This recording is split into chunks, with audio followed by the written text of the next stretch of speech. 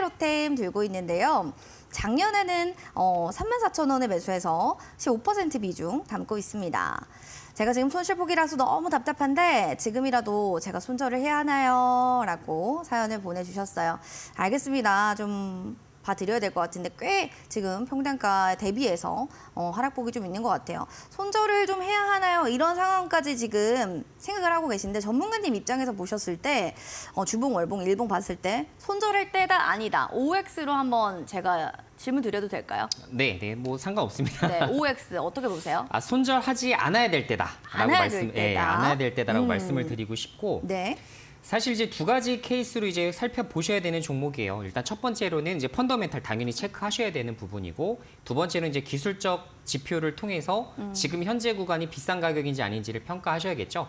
일단 첫 번째 이제 펀더멘탈 쪽 보게 되면 현대로템은 이제 뭐 K2 전차 뭐 다 아시는 대로 네. 이러한 방산 관련된 부분이 가장 이제 중요한 이제 모멘텀으로 자리하고 있는 그런 종목이라 말씀을 드릴 수가 있을 것 같죠.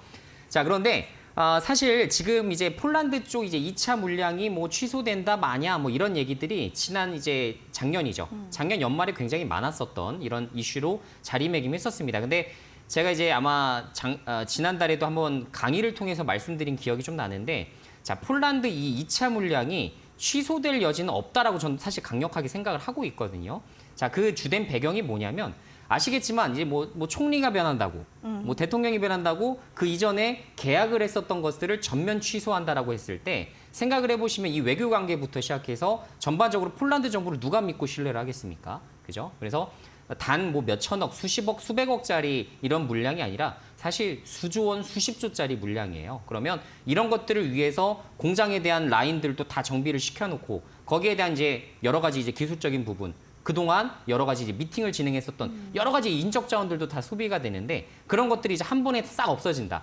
사실 공산당에서나 가능한 얘기죠. 그래서 사실은 저는 분명히 이제 지금은 이제 여러 가지 뭐 불협화음이 좀 나올 수가 있긴 합니다만 결론적으로는 가고자 하는 방향대로 그대로 진행할 가능성이 높다라고 평가를 좀 하고 있습니다.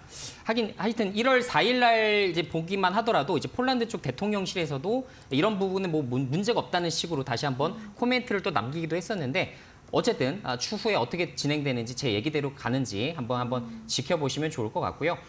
자, 지금 이제 방산주들이 대거 급등하고 있지만 지금 현재 우주항공 쪽과 좀 특화되어 있는 기업들은 조금 더 시세가 좋은 상황이고, 좀 그렇지 못한 이런 현대로템과 같은 종목은 지금 3만 원대 주가를 깨고 좀 내려오는 흐름이에요. 자, 물론 폴란드 2차에 대한 수혜를 현대로템이 정말 듬뿍 얻을 수가 있는 모멘텀이기 때문에 만약에 이 불확실성이 해소된다면 지금 2만 원 중반대에서 절대 거래될 일이 없겠죠. 그죠? 그래서 불확실성 해소되면 사야지. 그때 되면 여러분들 늦습니다.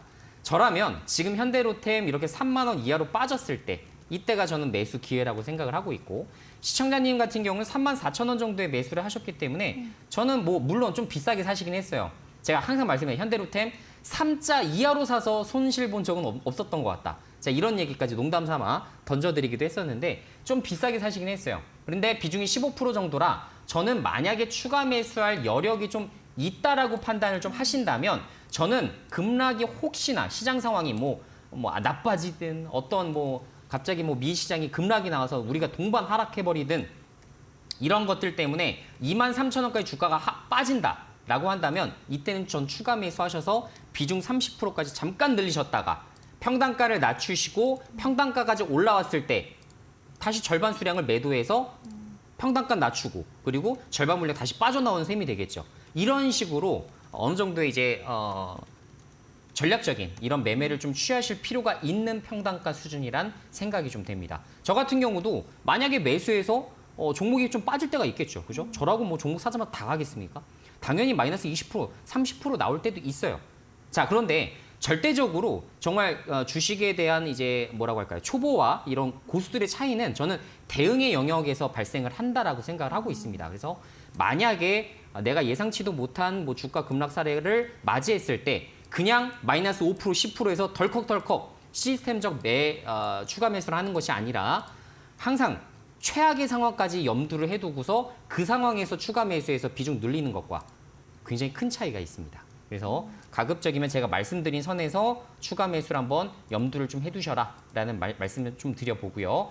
만약에 이제 폴란드 이런 것들이 좀 해소되면 35,000원까지 주가 갈 여지가 있어요. 그럼 평단가 낮추시고 목표 주가 35,000원까지 볼 수가 있기 때문에 사실 수익 실현하시고서 나오실 수가 있는 거죠. 그래서 이런 관점으로 좀 보시면 그래도 수익으로 잘 마무리될 수 있지 않을까 이런 말씀 좀 드려보도록 하겠습니다. 평단가까지 어느 정도 물량 좀 덜으시면서 올리면서 절반 이익 실현 나머지로 또 수익 극대화하시면서 나오시면 좋을 것 같습니다. 전략들을 좀 상세하게 잘 알려주시니까 뭐 이대로 보시면서 이렇게 좀 이해된다 하시는 분들도 계실 텐데요. 모르시면 언제든지 또 문의 주시면 되겠습니다.